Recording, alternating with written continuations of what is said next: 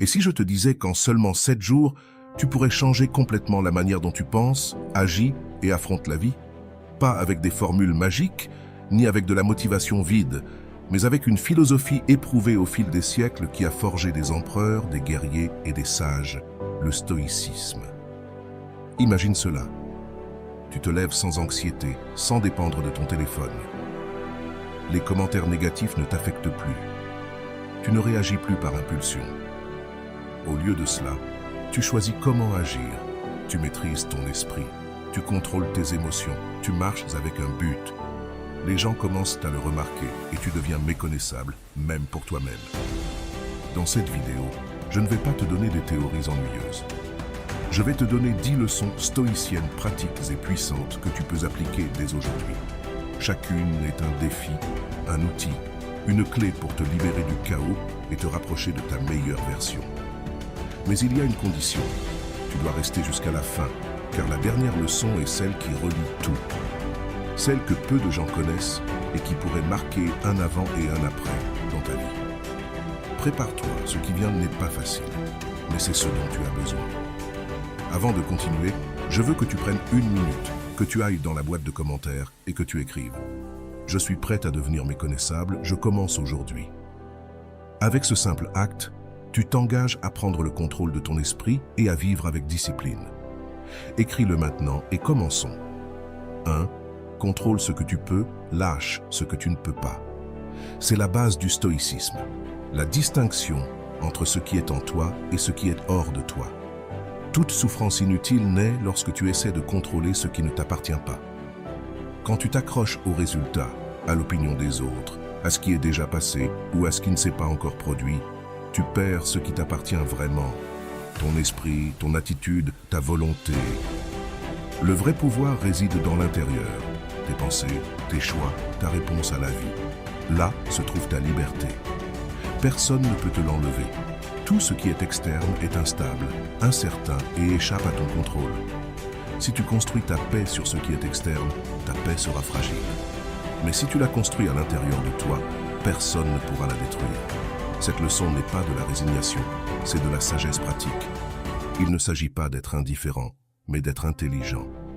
Dépenser de l'énergie à ce que tu ne peux pas changer, c'est la perdre. L'utiliser pour ce que tu peux changer, c'est grandir. La maîtrise de soi commence ici. Accepter que tu ne peux pas contrôler le monde, mais que tu peux te contrôler toi-même. Cette acceptation ne te rend pas plus faible, elle te rend plus fort. Elle te donne une direction, t'aide à concentrer ton énergie sur ce qui compte vraiment. Le chaos externe peut continuer, l'incertitude ne disparaît pas, mais toi, tu décides comment marcher à travers tout ça. Tu décides quelle pensée cultiver, tu choisis quelle attitude adopter, tu choisis comment agir, et ça suffit. Vis cette leçon, et tu commenceras à voir clairement ce que d'autres ne voient pas encore. Que la vraie force n'est pas de changer le monde, mais de changer ta relation avec lui. Comme disait un philosophe stoïcien, certaines choses dépendent de nous, d'autres non. Épictète. Avant de continuer, je te serais reconnaissant de bien vouloir aimer et partager cette vidéo pour qu'elle puisse atteindre beaucoup plus de personnes. Et si tu ne veux rien manquer de mes vidéos futures, abonne-toi et active la cloche. 2. Commence ta journée en te préparant au pire. Chaque jour amène son lot d'inattendus. Des personnes difficiles, des situations injustes, des obstacles que tu n'as pas demandés. Le stoïcisme ne te promet pas une vie sans problème, mais un esprit prêt à les affronter avec fermeté. Et cette préparation commence avant même le début de la journée. Anticiper la difficulté n'est pas sombrer dans le pessimisme, c'est pratiquer le courage. C'est reconnaître que le monde n'est pas obligé de te satisfaire, que les autres agiront selon leur nature, pas selon tes attentes, et que si tu es surpris par ce qui est inévitable, la faute ne revient pas au monde, mais à ta préparation. Se préparer au pire ne signifie pas vivre dans la peur, mais vivre avec clarté. Cela signifie enlever à l'adversité son pouvoir de te déstabiliser.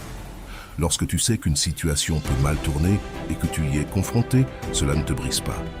Tu affrontes simplement, sans drame, sans surprise, avec présence. Cette attitude ne durcit pas ton cœur, elle le renforce. Elle ne te rend pas insensible, elle te rend conscient. Tu cesses de résister à ce qui se passe et tu apprends à répondre avec sagesse.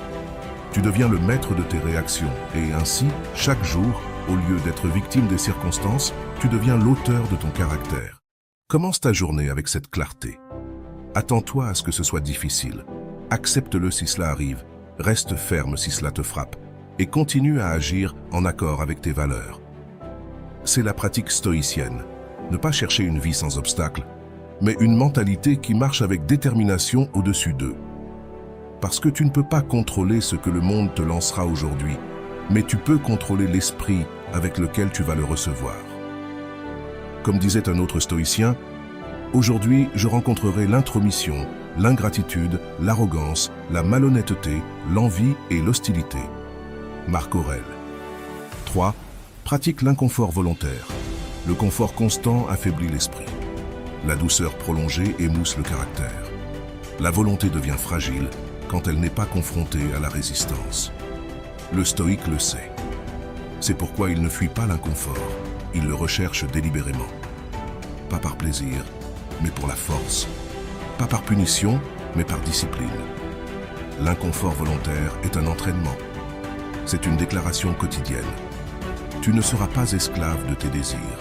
Tu ne dépendras pas du plaisir pour agir. Tu n'as pas besoin que tout soit parfait pour avancer. Tu t'exposes à la difficulté, à l'austérité, à l'inconfort, parce que tu comprends que cette friction est la forge du caractère. L'âme se renforce, non par les mots, mais par l'action. L'inconfort choisi te prépare à l'inconfort inévitable. Il te renforce avant que la vie ne le fasse par la force. Chaque fois que tu choisis ce qui est difficile, tu renforces le muscle invisible de la constance, de la tempérance et de la maîtrise de soi. Le stoïque n'attend pas que le chaos arrive pour découvrir s'il est fort.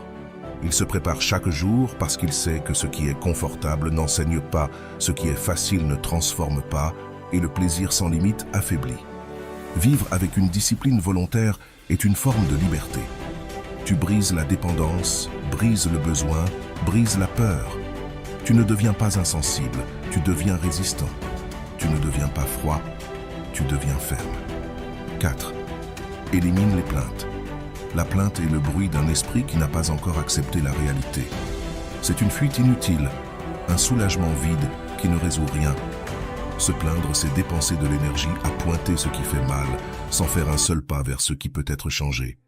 C'est répéter la même chose en espérant de la compréhension, alors que ce dont tu as besoin, c'est d'action. Le stoïque comprend que chaque mot a du poids, et la plainte, lorsqu'elle est répétée, devient une habitude.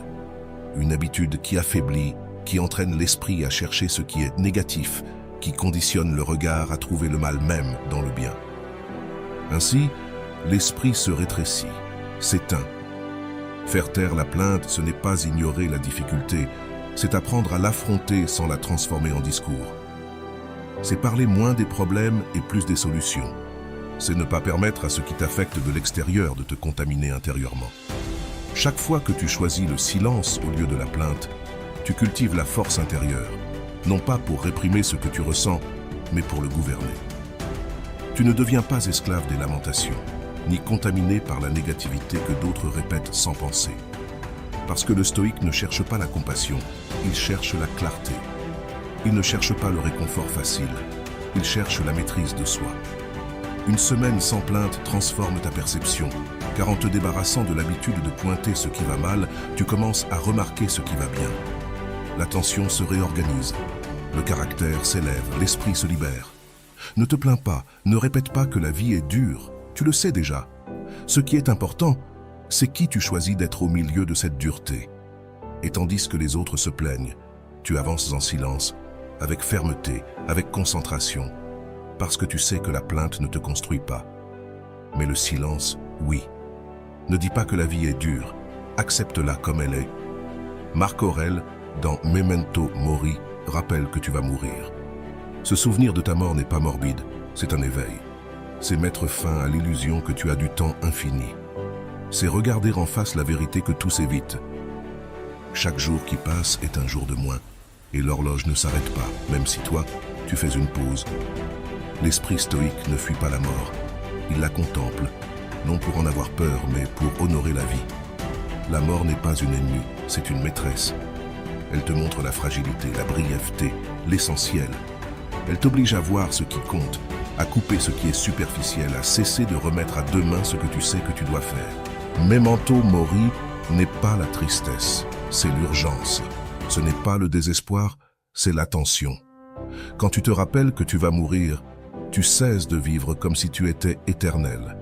Chaque conversation prend du sens, chaque action devient une décision. Chaque jour se transforme en opportunité. Tu ne vis plus en pilote automatique, tu vis éveillé. Le temps ne se perd pas, c'est toi qui le perds dans les distractions, les plaintes, les promesses vides et l'attente du moment parfait. Mais il n'y a pas d'autre moment, c'est maintenant ou jamais. Demain est une supposition, le présent est une certitude. Memento mori est un appel à l'action, c'est mettre de l'ordre, laisser de côté le trivial, parler avec vérité, aimer avec présence, agir avec intention. Parce que tu ne sais pas combien de pages restent dans ton histoire, mais tu sais qu'aujourd'hui, tu en as une blanche. L'esprit stoïque vit comme si chaque jour était le dernier, non pas par désespoir, mais par respect. Respect de la vie, du temps, de soi-même. Comprendre que tu vas mourir ne te vole pas la vie, cela te la rend. Rappelle-toi la mort et tu commenceras enfin à vivre. La citation stoïque n'est pas que nous ayons peu de temps, mais que nous gaspillons beaucoup. Maîtrise tes émotions, ne les réprime pas. Les émotions sont inévitables, mais la façon dont tu les gères est un choix. L'esprit stoïque ne cherche pas à supprimer ce qu'il ressent, mais à le comprendre. Les émotions sont des signes, non des ordres. Elles ne sont pas un ennemi à éliminer, mais une occasion de mieux te comprendre et de mieux te gouverner. Le sage observe ses émotions avec la même calme avec laquelle il observe une tempête, reconnaissant leur présence sans se laisser emporter par elle. Il ne se permet pas d'être esclave de ses impulsions. Il ne réagit pas aveuglément, il répond. La différence est fondamentale. La réaction est automatique, viscérale, sans réflexion. Répondre, c'est conscient, réfléchi, choisi. La clé réside dans l'espace entre ce que tu ressens et ce que tu fais de ce sentiment. L'autocontrôle n'est pas la suppression de l'émotion, mais la capacité de choisir comment agir face à elle. C'est faire un pas en arrière, respirer, réfléchir et finalement décider. Le stoïcisme enseigne que ce ne sont pas les circonstances qui nous perturbent, mais notre interprétation de celles-ci. C'est ton jugement qui détermine ta réaction émotionnelle. Change le jugement, tu changes l'émotion et, en changeant l'émotion, tu changes ta réponse. Il ne s'agit pas d'éliminer la tristesse, la colère ou la frustration, mais de ne pas permettre à ces émotions de prendre le contrôle. Il ne s'agit pas d'être insensible, mais d'être ferme, d'être capable d'affronter les adversités sans que ta paix intérieure en dépende. Quand tu maîtrises tes émotions, tu cesses d'être un spectateur passif de ta vie et tu deviens le directeur de ta propre réponse. L'autocontrôle devient ton super pouvoir, non parce que tu nies tes émotions, mais parce que tu choisis consciemment comment vivre avec elles. La citation stoïque, ce ne sont pas les choses qui nous perturbent, mais nos opinions sur elles. Épictète. Agis avec vertu, pas pour validation. La véritable vertu n'a pas besoin de reconnaissance. Elle ne cherche pas d'applaudissements ni de récompenses extérieures. Agir avec vertu, c'est agir conformément à ce qui est juste, que quelqu'un te regarde ou non. C'est vivre selon tes principes sans attendre de validation. C'est être honnête, intègre, juste, même si le monde ne le voit pas. Le stoïcisme nous enseigne que notre véritable grandeur ne réside pas dans ce que les autres pensent de nous, mais dans ce que nous sommes quand nous sommes seuls, quand personne ne nous observe. La vertu est la mesure de notre qualité interne, non de l'admiration extérieure. Vivre en quête de validation extérieure, c'est céder ton pouvoir à ce qui est extérieur à toi, tandis que la véritable liberté vient d'agir pour le simple fait de le faire bien, sans rien attendre en retour. La transformation la plus importante est celle qui se produit à l'intérieur de toi. L'authenticité ne se négocie pas avec l'opinion d'autrui. C'est un engagement envers soi-même, un accord intérieur de vivre selon les valeurs que tu sais être justes. L'honneur ne se mesure pas à ce que l'on voit, mais à ce que l'on choisit de faire quand personne d'autre ne peut voir. Quand tu agis avec vertu, indépendamment du regard des autres, tu renforces ton caractère. L'approbation des autres est éphémère, mais la satisfaction de savoir que tu as fait ce qui est juste, même si ce n'est pas reconnu, a un impact durable. La vertu n'est pas une monnaie d'échange, c'est un état d'être, Fais ce qui est juste, parce que c'est juste, pas parce que tu cherches des récompenses ou des éloges. La véritable transformation est interne.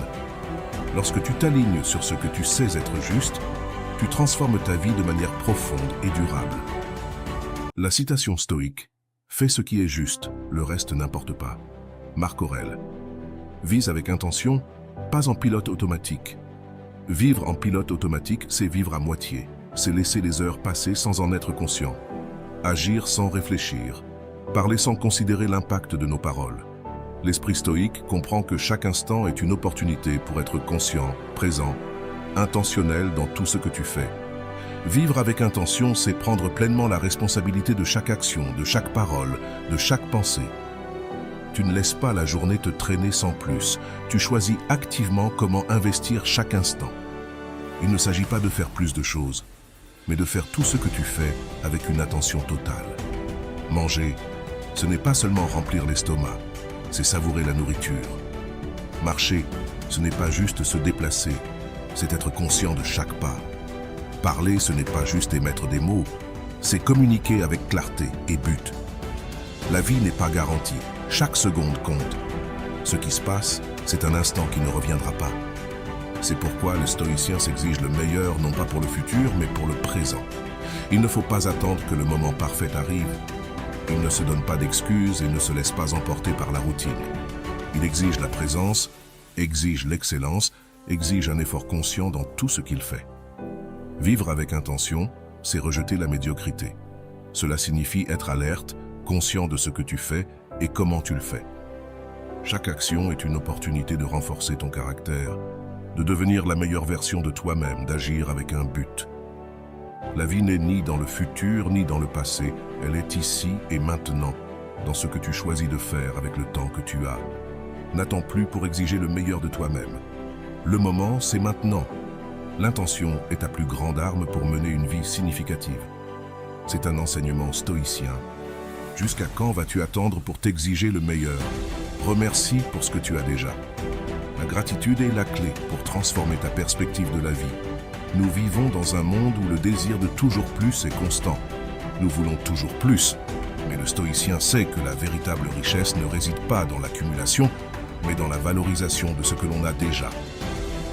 La gratitude quotidienne transforme ton esprit, passant de la mentalité de pénurie à celle d'abondance. Elle nous enseigne à nous concentrer sur ce que nous avons et non sur ce qui nous manque. Lorsque nous adoptons la gratitude comme pratique quotidienne, nous commençons à voir notre vie sous un autre angle. Nous cessons de nous plaindre de ce que nous n'avons pas et commençons à apprécier ce qui est devant nous. Le simple fait de se réveiller chaque jour, d'avoir la santé, des êtres chers, de pouvoir respirer et sentir le soleil sur notre peau sont des cadeaux que nous prenons souvent pour acquis, mais qui ont une immense valeur. Remercier pour ce que tu as te libère de l'anxiété liée à ce que tu ne possèdes pas. Cela t'aide à trouver de la satisfaction dans les choses simples.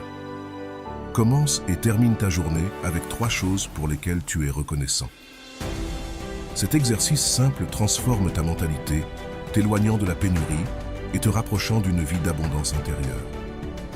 Souviens-toi que la véritable richesse n'est pas dans ce que tu possèdes, mais dans ta capacité à apprécier ce que tu as déjà.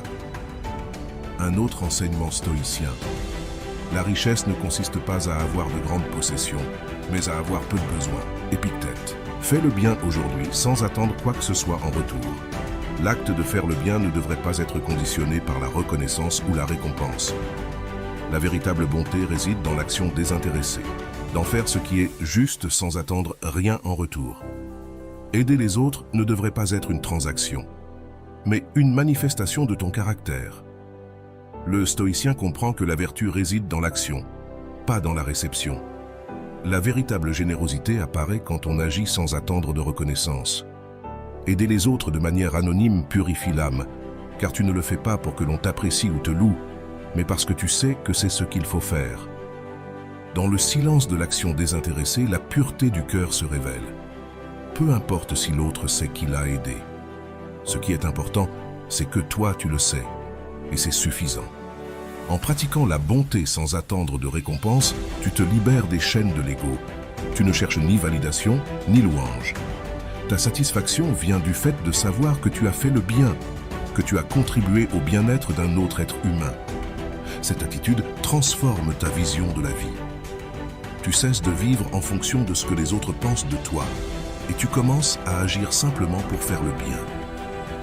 La véritable grandeur ne réside pas dans ce que tu obtiens des autres, mais dans ce que tu es capable de donner sans rien attendre en retour. Ce genre de générosité n'enrichit pas seulement ceux qui reçoivent ton aide, mais elle t'enrichit également. Elle purifie ton âme, te connecte à la partie la plus noble de toi-même et te rapproche de la véritable paix intérieure.